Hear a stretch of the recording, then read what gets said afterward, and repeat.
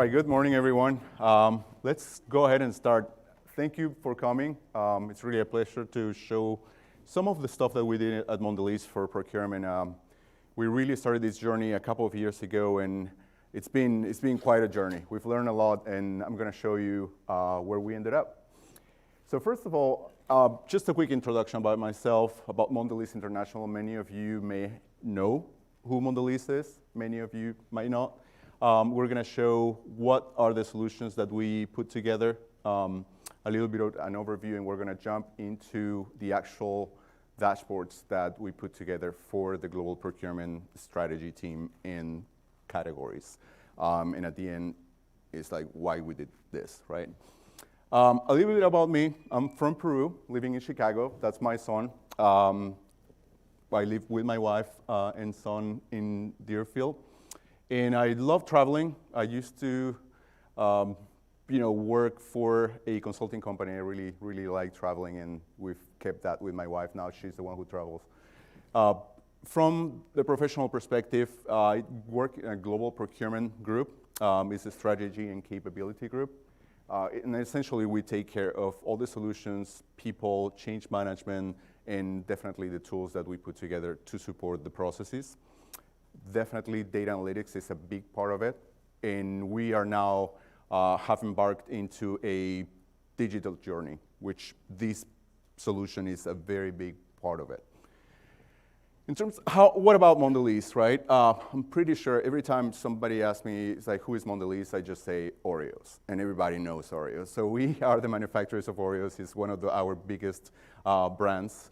We are a global company with 26 billion in revenue, 160 countries served with close to 80,000 people working together. We focus on biscuits, chocolate, gum, candy, and powdered beverage. So everything that makes you happy, right? And I think we are number one in biscuits and candy, and number two in chocolate and gum. So it's a big deal. We have, as I said, big brands, Oreo within biscuits, chocolate, Toblerone might sound very familiar to you guys, Milka, Lacta, and many others. What about our team? I think one of the things that, in a global company like Mondelez, it is really important that we work together closely. I think, from back in the day, there was a very structured approach on how we build solutions. Now we are really focusing on the customer and really understand what they're looking for, right? We're not too structured into understanding what is a business requirement, go into a document, go into a vacuum, develop something, and then 6 months later, give something, to redo that again. Now, what we did is we understood that this needed agility, right? The company was changing, many transformations going on, not only from the procurement perspective, but also, finance perspective, et cetera, right, everywhere. So the collaboration was key. We needed to integrate, particularly the finance function, on how we work with procurement. And that was the piece where it was the most challenging one. I think many of you may work on these big companies where you might feel that things don't, work as fast as you want. But I think one of the things was, the partnership, right? It's like identify the right people, work together, really understand what the need is, and really show the benefit as you go, right? Many times we might question why is it that we're doing things, and I think that collaboration, that agility, that communication is really key. So that's one key point that really actually made this work. And with that, obviously, our partners in the ITS Decision Solutions were key. And I have two representatives of that team here, Rob Saunders and Steve Roman, key part of the team to make this happen, right? They are the ones that had the understanding of how Tableau worked, how HANA worked, et cetera. So really, really key part of the partnership here. So what was our vision? We needed to have accurate visibility to spend.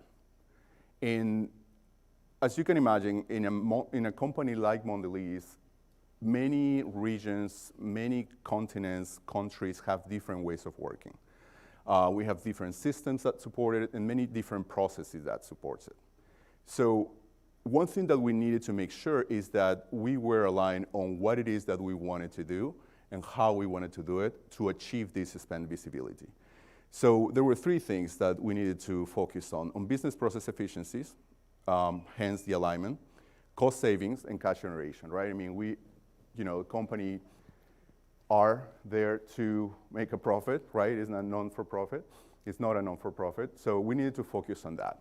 There's a lot of, wasted time and resources that you can go through when you are a global company, right? You do the same things or different things, and sometimes there's duplicate efforts where you might have a report that is a global report that gets from regional to their reviews, to global, to the reviews, and then it goes to the final consumer, which might be ineffective.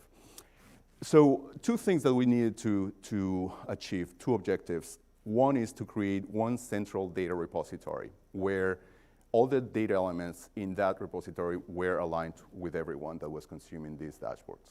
And two is how did we visualize this, right? What were the business questions? What was the business case that we needed to put forward to enable those answers for our consumers? The next thing that we went through is, going back to the very complex world, right? Where there are processes, there is data. Sometimes we call a same data element one way, but it means different ways. So there was a lot of things that we needed to really ensure that we were speaking the same language, right? So we started understanding this. We worked in simplifying different processes that were many times duplicative. And one of the key things here is understanding who is the champion of what, right? Who has the final say? Really important because as we work in this agile environment and we want to make progress and we want to make sure that we are not redoing or reworking everything, was to have those people that actually represented the business in the table, right? Telling us what it is that we needed to do. So we started improving this.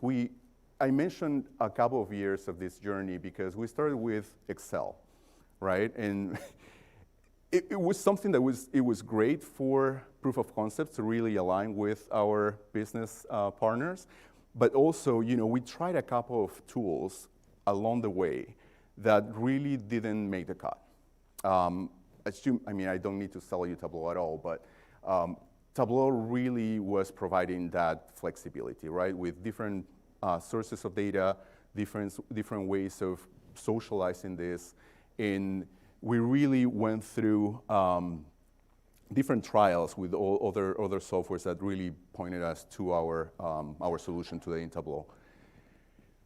So I mentioned digital procurement because it's very important. One of our key four objectives for the next 3 years is to make procurement digital, right? Not only in terms of data visibility, but also on our processes. How do we support our operations? So having one central repository, having one way of looking at things that it's standard, that is expected, that is consistent, it's really key, right, as a platform. So just a little bit about the journey that we went through. About the solution. So we have right now, we started this year, we actually just launched in February this solution that I'm going to show you guys. But we started with a small pilot where we wanted to get the feedback from the actual end users, right? And then we extended this to 60 very quickly after 2 months. And then we extended it to 475 users that we have today. Again, really always showing the value, what answers are being, or what questions are being answered as we roll this out. We divided and conquered around the world in our main hubs, in all those locations around the world, to be really in front of the people that were going to use this and be able to answer the question, right? Again, that change management is really important. 7 teams involved in this, internal resources, external resources, and different functions within each. Not an easy thing, not an easy task to accomplish, but it was really a great journey to the point where we are at right now. speaking of the vision, right? We needed to have spend visibility. That is the vision, right? Accurate, the way we want it, with the structure that we wanted to look at it, with the categories that we support, and how do we manage the spend by region. We have 27,000 suppliers right now, and really what supports all this are different systems, right? We have Tableau on top, we have SAP, HANA, the actual ERP systems, material masters, vendor masters, mainly. We look at 42 million transactions, 160 data fields in a scope, and 20 gigabytes of space in HANA, which sounds like a little small, but it's, from what I understand, it's a very compressed ratio in terms of how you can manage that. So a little bit about the solution. So 2 collections. One is specifically for the spend area reviews. We have 10 dashboards, but the main ones are 4. So I'm going to show you a couple of them. One is spend area overview, and the other one is a Pareto analysis. Spend area overview, we call our categories spend areas, right? Whether it's direct materials or indirect materials. So each one of them wants to understand, what suppliers do they have, what is the spend with each one of those suppliers, and also understand where is the spend coming from, right? What countries, what locations, if that is relevant to the spend area, and really understand from there how they need to better negotiate our prices, or how to collaborate with the supplier to do innovation with them. Pareto analysis, also very important. We need to know what is our buying power, right? We need to understand who are our best suppliers, who do we need to really involve them in, whether it's innovation or whatever other initiative that we are under, and really to say, hey, you know what, we are trusting you with all this spend, we need to have better pricing, right? I mean, people that are in procurement understand that very, very easily. There are 3 more that are essentially a subset of the first 2 that go a little bit more in detail in terms of KPIs, right? We wanted to understand comparing our levels against benchmarks out in the industry. Those were very, directional for us because not every company is the same, right? Not the complexity in each one of them is not the same. So, but we wanted to understand that because we wanted to be best in class in terms of how many suppliers do we have for each category, how many suppliers we were reducing. I think, again, very important to understand from 2 years ago where our supplier base was to where we want it to be, right? The complexity of managing, twice as many suppliers as we do today was really costing us, right? I mean, and then, supplier rationalization where we had those opportunities to consolidate suppliers. The other one is on payment terms. Payment terms is really important because the faster you pay, the less cash you have in your pocket. Simple, right? So if you have a lot of money and you want to extend the time in which you can pay the suppliers, you're going to have more money to invest, right? In a company as global like this, it is really key that we manage that very closely. So that's why the payment term analysis was another key component of us understanding our cash flow. A couple of those, one is essentially understanding what payment terms we have with every single supplier across all categories across the globe. So that wherever there was an opportunity, we could attack it, and where we were okay, really highlight that and really emphasize the importance of paying against those payment terms. And the other one is the weighted average payment terms, which is what it says, an average on how well are we doing on negotiating our payment terms with suppliers that has the biggest spend, right? There are 3 more, as I mentioned, total of 10 that we have, that are really a subset of the main 2 ones. We wanted to know, in cases where we have initiatives that will really impact positively our WAPT, how that initiative was working, whether it was working well or not.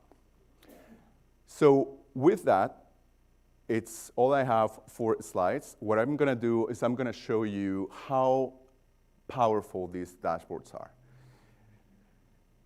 So let me jump into server.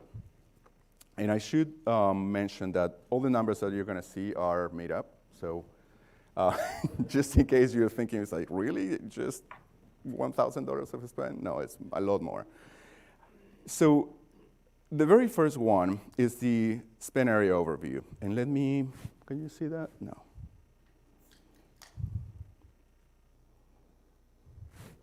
All right. Now, one thing that obviously we know, right? I mean, we work with partners to develop these dashboards in Tableau desktop, and then we put it in the server for the consumption, right, across the globe. As I said, you know, we have 160 countries, so anyone, anywhere can access this. One of the things that was really critical, and this is where Rob really put his, you know, expertise, was on making things out of this complexity, making things simple, right? It sounds very intuitive once you see the final product, but we went through a lot of iterations where, you know, we had, I think, maybe 40 different dashboards. So we took a hard look at it, and we said, okay, what are we showing in these dashboards, and where are we duplicating information, and where are we giving information that it's additional information that nobody asked for, right? So there is always the tendency of have a ton of reports, and you use just maybe 10% of them, right? Sounds familiar? So we took the same approach, and we said, okay, well, you know, does this make sense? Does the flow on the design of these dashboards make sense? And is it better in terms of having high-level views or lower-level views to really split those, right? So we really paid attention to this, because one of the key things on how people adopt dashboards and information is two, right? Accuracy and how easy it is to look at things. So our adoption of this dashboard was big, right? So again, we work with our users to say, okay, you know, does this make sense? Does it flow? Does it answer your questions in a logical manner? And we got that feedback. The other thing that you observe here is how clean it is, right? It goes from the high level to the lowest level of detail. And the other thing that we try to do also is not to fill it up with filters, which was the tendency on people that used to use reports that you had like 20 filters to do everything. We leverage Tableau functionality. And again, another key thing to keep things simple. So really quickly, to walk you through this, I just wanted to introduce that because it's really important to understand that this was not something that we envisioned from the very beginning. It was an evolution of where we got to. In procurement, one thing that we do here, and it's really interesting because it used to take maybe 8 weeks to publish the quarter close numbers. Now it takes us 2 weeks, sorry. Between reviewing, making sure that everything is correct, right? Involving the key representatives of each one of the categories to say, yeah, we're good to launch, we can go. So from left to right, one of the key things, and as I mentioned, we publish this quarterly, we wanted to understand, you know, what is our total spend across the globe, right?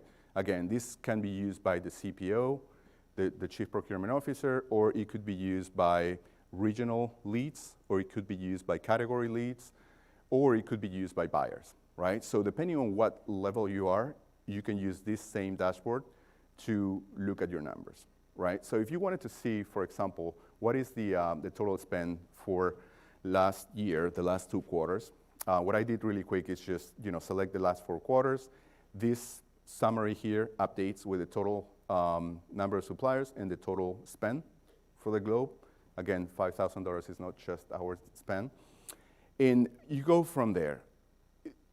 One of the really important questions that we are answering here is really quickly understand and drilling into what I am interested in, right? So if I am, for example, in North America, right? We're in the US.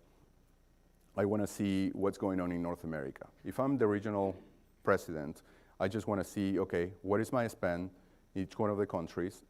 How is my spend distributed across the categories, right? Which gets updated really quick based on our classification. And you can see those numbers and which suppliers you have.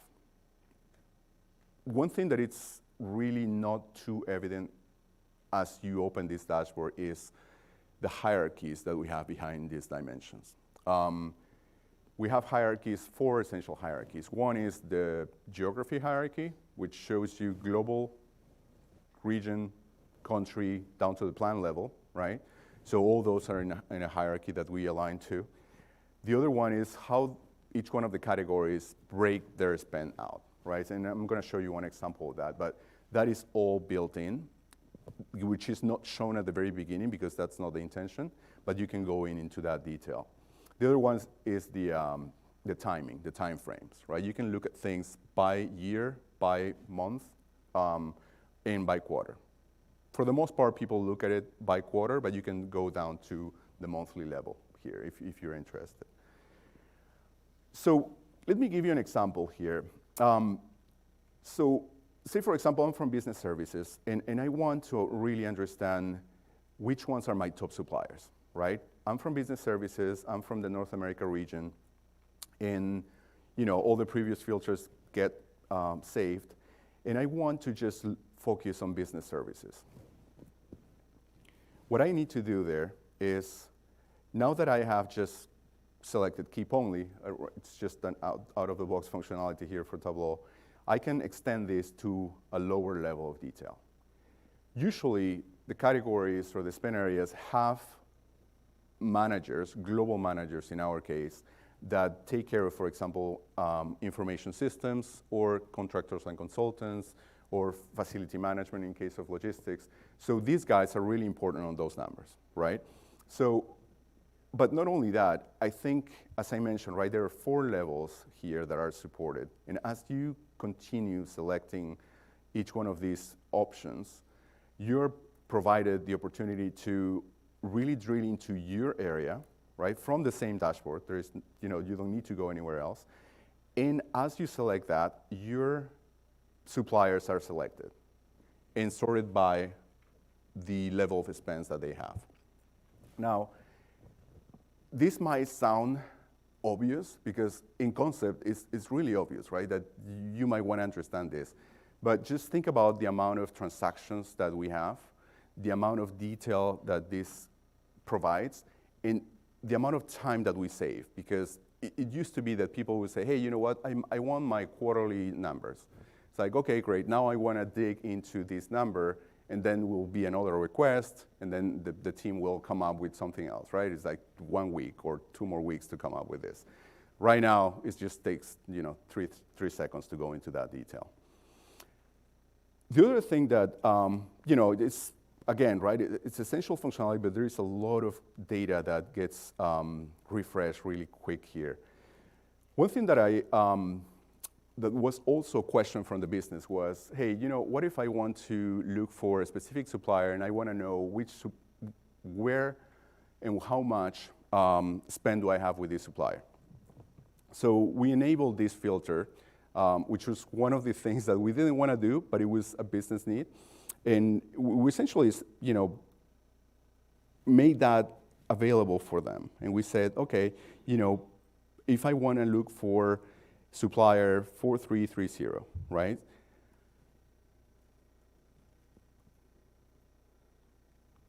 Maybe there is a space in between. Give me 1 second here.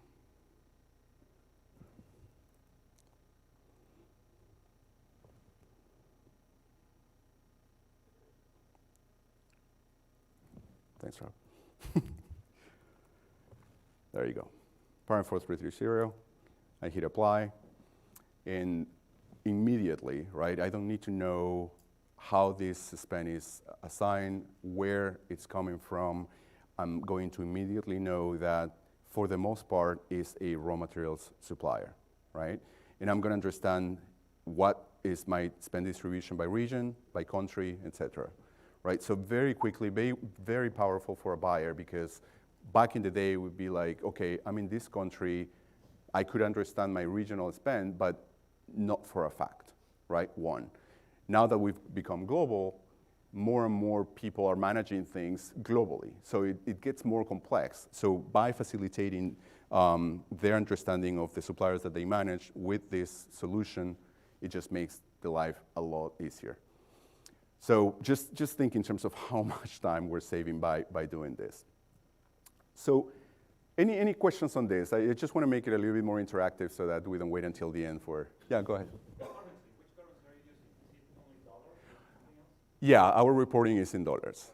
We do have a conversion, exchange rates that run behind the scenes that translate all this, really converts every currency into dollars. Now, that's a good question. That was one of the things that we needed to also ensure that we were pretty tight on and aligned with finance to ensure that we were speaking the same exchange rates, because there's like 20 different ones. Yeah. I have two questions. The first is, how often is the data updated? Data in HANA is updated weekly. The reports get published quarterly. We do give access to certain people that are very close to this every month. So if we want to, do some cleanup, some understanding at a monthly level, understanding that there is, work to do to make sure that all the numbers are tight, we do update weekly all the data if you want to see it for us. This certain group can look at it monthly, but the rest of the world looks at it quarterly. And then, do you guys do additional dashboards to project if there's going to be customer servicing issues because of procurement issues? Yeah, we're working on that. I think that the question is there more dashboard than that, right? I think from the operational side, we are working this year on really leveraging the power of HANA and all the information that we have in here already, right? To go like maybe 2-3 steps forward to really go down and drill into the detail. Yeah. You said you build hierarchy. Where do you build it? Is it in HANA? Yeah, there's actually, we have an interface for the business, and they actually maintain their mappings, and that ties directly into HANA. And so the global BW is the layer in which, at the data source layer is where those mappings are applied. Yeah. How long did it take you to do this? I know it's complicated. I think the good news is that we already had the hierarchy. It's always evolving, but I think it was, essentially an input from the business into how that was built in HANA. Unfortunately, it's a very manual mapping in the procurement area. They want everything their own way. Yeah. Yeah, we have maybe. Do you have a magic? Yeah, that would be great. All right, so oh yeah, sure. Yeah. What about speed? Do you see notice That's a great question. with how quickly dashboards updated? So, Is it different from if you have users in Europe or somewhere else outside the States? typically not. I mean, it's as fast as it's going to be. We're really utilizing the extract functionality within Tableau. I think we went through a journey of terrible performance, and I would recommend, we saw a session with IBM Watson. Yeah. That guy goes through a lot of performance things and tips and tricks to make performance better, which emulates a lot of what we looked at. But I would say it was a process. Enterprise analytics really expect like 2 to 3 second load times. So you have to start with performance in mind. Yeah. Yeah, that's a great question in performance, because that's the other key in adoption, right? When we started, I think it was in January, we were waiting 25 seconds to load, which wasn't terrible for the amount of, information. But, after this 5th second or 6th second, people are like, okay, is this running or is it not? So we needed to get to that point, right? To just that threshold of, if it's going to take for a very complex dashboard 4 seconds, it's good. Right, and there is another one here that it's pretty complex in terms of calculations that take 4 seconds to load. Yeah, go ahead. Item level or supplier level? So like you hear the question? No, can you repeat that? Are you doing your categorizations at item level or at supplier level? The categorization for the spend? Yeah, the hierarchical. Great question. Another key alignment across the board, because you can look at in the procurement world, right? You can look at purchase orders, you can look at goods receipts, you can look at invoices, and then within the invoices you have different states. So we agree that the invoices posted, essentially the ones that were okay to consider, was going to be our base for the categorization. So we get all those invoices into the server and we categorize it based on their material classification. It's at the item level too. It is at the item level, the secondary classification. Right. Yep. All right. Okay, just last one before we move to the other. Do you guys have to do any cleansing for parent-child relationship? Since you have like global supplier. Yes. Yeah. Be like, in 10 different. Correct. In 10 different. We do have a parent-child relationship, which is essentially a families of suppliers, right? Again, very important for global buyers to understand which are these children of the family of the supplier, but that's a direct feed working with each one of the categories. It's not something that unfortunately we can get from external sources. There's some legal relationships, right? Parent company of a global might give us an idea on how we want to group this, but it's not necessarily the way our buyers manage their suppliers, right? So it's a little bit of a combination, I would say 50-50. All right, so let me go really quickly to the next dashboard, which is the payment terms. This is really good, and I love this because it quickly gives you graphically how much spend you have and what are the payment terms in which you have them. And if you look at this, you see colors that are consistent, and you see buckets of payment terms that tells you whether those payment terms are immediate or over 120 days, which is what we would like to see, right? 90% of our spend being 120 days, which would be fascinating. But I think the power of this is not only understanding, okay, well, so what, right? You are over 90 days, and that's great, right? I mean, there is a reason for that. But you want to understand really, okay, well, what is going on the suppliers that I have 1 to 30 days, right? So you can start from there, and you can quickly understand what regions, what categories, in which parents actually show that they have payment terms negotiated between 1 and 30 days, which is something that we don't want. There are some restrictions, obviously, depending on the supplier that you're paying, that it might require to have 30 days or immediate, right? But as a buyer, you should know who those are and identify, the ones that should not be on this list. So again, right, I mean, the hierarchies are really important because that is our user base, right? Our user base is organized based on categories and their subcategories. So if we wanted to understand, okay, I'm from marketing, for example, right? And I want to say, hey, you know what, in marketing, we shouldn't really have anyone between 1 and 30 days. There may be situations where we say, okay, we had this, and let me go here, marketing and sales.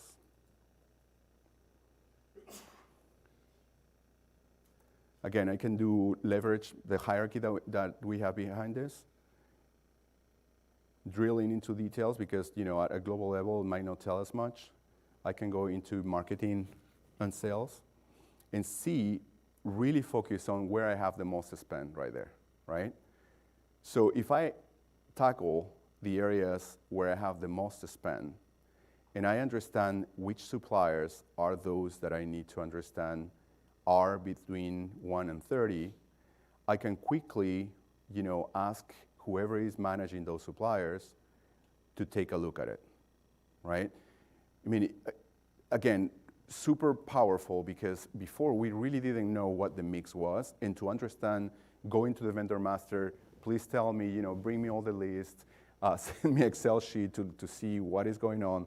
It wasn't really practical. So in this case, you can quickly narrow it down to the suppliers that you want and really understand what it is that you need to put the effort of better negotiating your pricing. Definitely, the dashboard is not going to tell you everything. You need to know what questions to ask. You need to know how you're running your business. But really, based on that, these dashboards are going to give you that. The other thing that we have here that you may be wondering about is the distinct payment terms, right? Talking about complexity, what we want to do is not to have, with one vendor, 10 different payment terms, right? Which sometimes happens, but if we say, hey, we understand that we have, in this case, for example, 4 different payment terms, which is not too bad. It might be triggered by the countries or whatever we are procuring these services. But in some situations, we had 20 different unique payment terms, which made no sense, right? So really quickly, they can say, okay, what countries do we have there, and how can I talk with my supplier and say, hey, if we already have this amount of spend with you guys, can we get to a 90-day payment term and really simplify that, right? I think this is powerful because the more global, the faster you want to go, the better it is that your landscape is simple, right? Simple to manage, simple to operate. All right. The other thing that I wanted to show you is the Pareto analysis, which goes along what we talk about in terms of understanding who are your top suppliers. And this is the last one that I'm going to show. But again, this is very, very interesting because one of the things that we wanted to understand is how many suppliers actually covered 80% of our spend. So I think I mentioned this before, but there are some benchmarks that it's going to tell me that for a raw materials, 3% representing 3% of my supplier base representing 80%, it's a healthy balance, right? If you have too much over that, you might have an opportunity to simplify this based on your industry. Again, this directionally will tell us, hey, for example, globally right now, and this is pretty cool, right? Because it's dynamically updated. It's telling me that in Q2 2018, and I can actually go to a year because that's more representative of my supplier base. In a year, and this is going to update right now, I have for the last 4 quarters 28,000 suppliers, 28.7 suppliers that I needed to manage here. Now, right here you see that it got updated to telling me that 952 suppliers, which is 3% of my supplier base, represented 80% of my spend. Right, so it's pretty good in terms of talking about simple and really making everybody's lives easier. Is really good, but we don't manage it globally, right? We manage it at the lowest levels. So in this case, the regions were the ones in charge of ensuring that their payment terms were, their suppliers were simplified along with the categories. So again, I can leverage my regional view. And one really neat thing about this is that you didn't need to ask again which those suppliers are, right? On these tables on the right, you have which those 302 suppliers are, and they are categorized by, what section do they represent, whether it's the top 80% or the top 20. Many people in procurement may have heard about, sale spend simplification, right?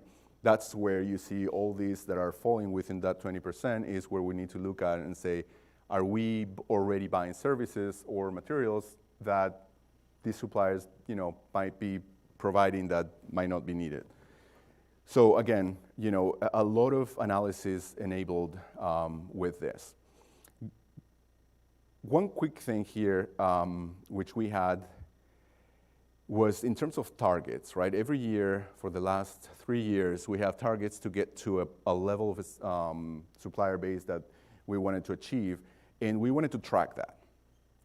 So we built in one of those additional 3 dashboards that I show you is how well we were doing quarter over quarter, how many suppliers we were reducing, and how many suppliers we needed to reduce to get to the target at the end of the year. So in this case, for example, right, in logistics and manufacturing, I have 338 suppliers, again, dynamically updated. So whoever from whatever category they wanted to look at the numbers, they could use this same dashboard and understand what the spend was. So again, really simple dashboards from what you see at the end, but a lot of thinking behind the scenes to make this simple, right? I think one of the things that we've experienced is really the alignment on what makes sense for people and what doesn't. And we were very agile in this case to say, hey, you know, if we're not looking at this, let's remove it. Let's really focus on what is going to be powerful for you. So I just want to leave you know, a few more minutes for your questions. Let me know if I need to go back to any of these dashboards, please. We're seeing that you do extracts to have better performances. Yes. Why do you keep HANA then? Rob?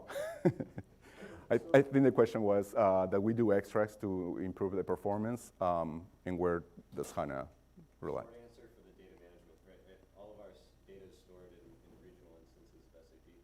And so the way that our group basically centralizes data is by centralizing that in the global BW layer and then building HANA views on top of it that we can utilize for different dashboards. Some are live, some are extracts, depending upon a lot of the security layers of that HANA layer as well. So this isn't, you know, as strict for security, so we can utilize extracts. So it's really just the architecture we use for managing our data. Do you have a mic?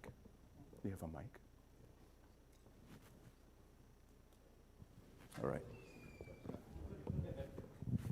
You have a question? I just have a question on the foreign exchange conversion to dollars. As far as the history goes, do you know, year ago data, is that converted to dollars at what the exchange rate was a year ago? Or Correct. is it a blunt exchange rate for all time? It has a timestamp. It has timestamp, okay. Yeah. Every year, finance gives a specific year rate, Okay. and we use that And for for the the for the entire year. Yeah. Okay. Go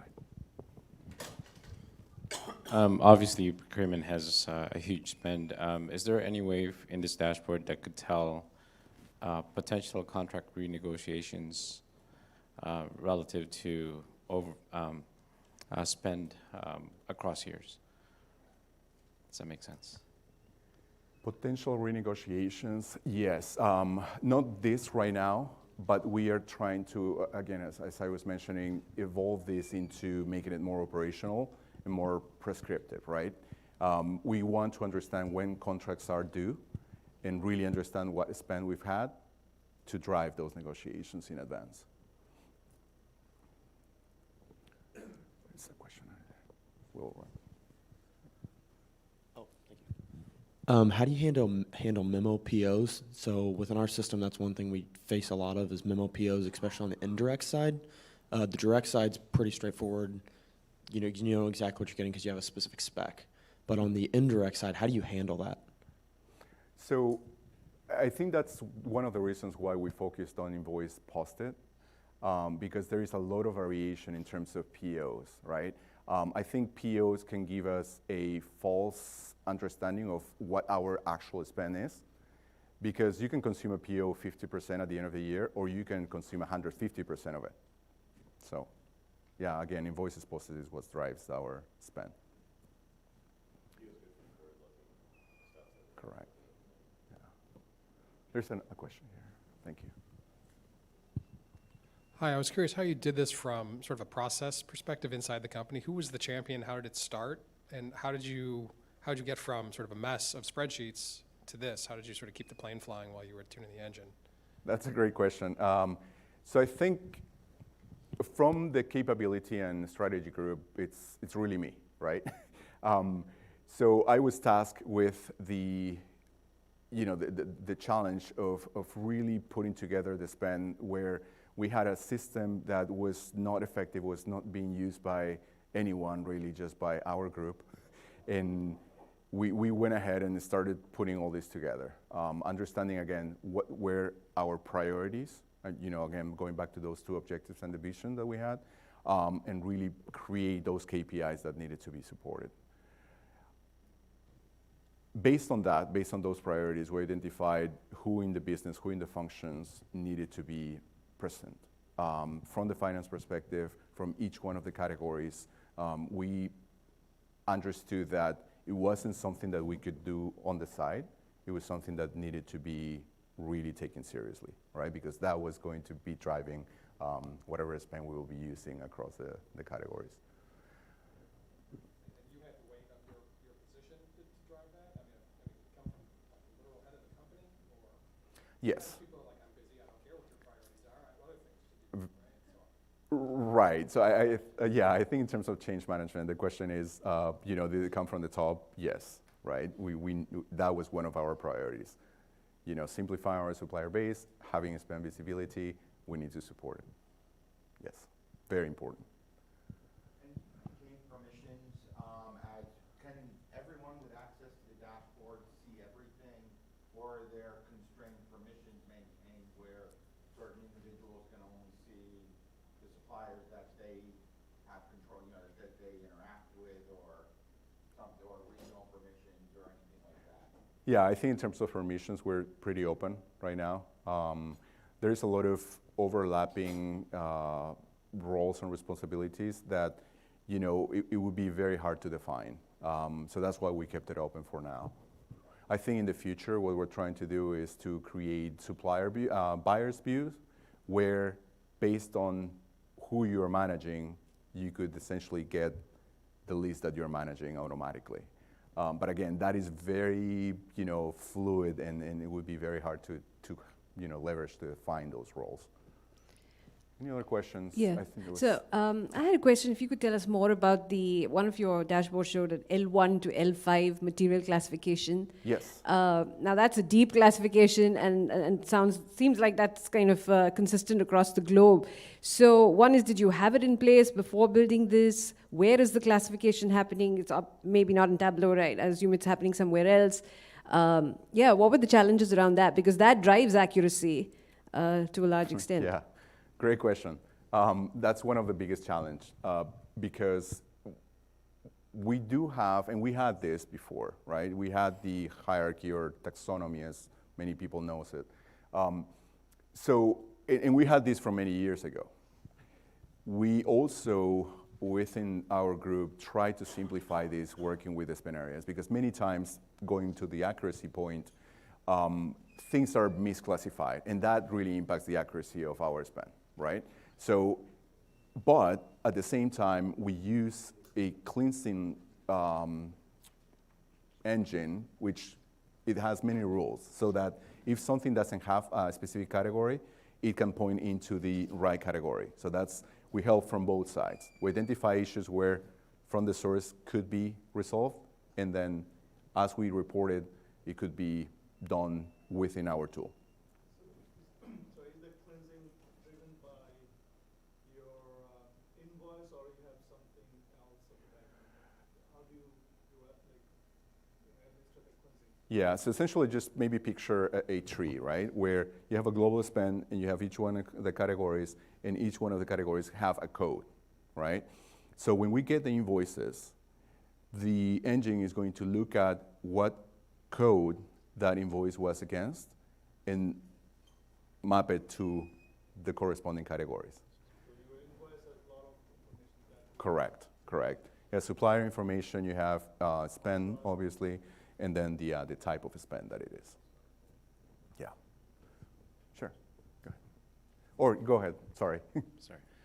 So when it comes down to the level of you guys acquiring another company, data that looks a little bit different, how do you guys kind of standardize that? Do you guys first take it offline from this process so it doesn't muddy the data you guys have, or how does that process kind of go for you guys? I think, I don't know if we've gone through an acquisition lately, but The acquisitions are so small usually. right, so they will just fit into our hierarchy, so it wouldn't be kind of like both going at the same time. Yeah. But it means that you drop data in HANA? I mean, data is coming from somewhere, right? Do you put it back in HANA, or you connecting from HANA? How? So really quickly, just to walk through the process, right? We have different tools for procurement. each one of those tools feed into the SAP instances, right? And from each one of these 3 SAP instances that we have, we consolidate that into one base in HANA. So that's how kind of like the information flow goes. Right. For now, for this, yes. Go ahead. You mentioned earlier the issues with performance and using an extract for this. When you're building out new dashboards on top of HANA, do you have a default? Do you start with live and then if performance is not sufficient, you move to extract, or how does that work? So we're on a live connections with HANA are problem. Let's put it that way. And even in instances where we have pretty in-depth security models with finance, we're investigating ways that we can duplicate the security models so that we can do more things with extracts. I think live connections appreciated our ability to get creative with some things. These 2 guys here help us on the finance side. They've done amazing things to get performance in SAP HANA where it is, but it's so much work to make that happen. I would just say that, you know, when you're doing your design thing, when you're starting with a dashboard, keep performance in mind at the very beginning. I think what the problem that happened is, you know, performance wasn't clearly defined what the expectations were. And so when we got to the point of actually showing the dashboards to the business, even though it was like 20 seconds. Right, 20 seconds. Past, it took, you know, forever to get the data. It was just, all we heard is it's too slow, it's too slow, it's too slow. So if you know what that expectation is and you clearly document what success is for performance, it's going to help a lot. Yeah. And obviously, I mean, there are some best practices that we were not aware before that, you know, were implemented. And next time around, obviously, those are going to be part of the solution. This is all very impressive, obviously, a lot of questions. Procurement all of a sudden has this whiz-bang tool that's super helpful and powerful. It's got all these insights, allows you to make decisions. How was the process then? Was there a process that handed off that says, okay, now I'm a sales leader or I'm a leader of another department and I need something that's powerful to fit my needs? Did that happen? Was there a champion handoff? I mean, it's like, I gotta imagine you guys have a global analytics department of some sort that's able to facilitate, you know, scale something like this to multiple departments. So this is what's fascinating about this, right? I mean, people are like hungry for data, but they don't know when it comes, right? But when it comes, people are, you know, really excited about it, and they are asking for more, right? So I think that is where, you know, working with Rob and the Decision Solutions team, we really needed to put a, you know, a structure in place to really understand how do we address that demand. We have a dedicated team that works with all Yeah. areas of the organization.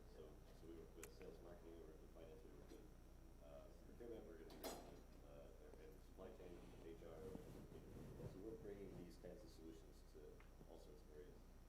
So is that from a prioritization by department, right? Where I'm going to have the biggest impact is finance Right. resources. That's, I got to assume, comes from the top when you say that, hey, I know that everybody needs this. Yeah. Here's our top 3 that need it sooner. Yeah, yeah. There's definitely areas that get things later because they aren't as impactful to the organization. But we have a pretty big team and everybody's focused in their own area. So generally speaking, that prioritization happens more underneath the level of the function, right? So that each function is getting attention. Yeah, and that's a great question because the prioritization and what we do really plays a role, and the representatives of these categories really help us to do that because we get, you know, demand and requests from different places. We put it all in one place, and we have discussions with each one of the categories to say, hey, you have 100 requests. Which ones are your top 10? Right? So at all levels, right, we need to go to Decision Solutions with those top 10 solutions that we want to do at whatever moment. Go ahead. So have you enforced compliance on the payment terms dashboard? I saw that you know, trying to consolidate payment terms, you want everything 120 or better. Yeah. So that's something we've tried to do as well. What we found an issue with is that there's so many places along the path that something can get overwritten.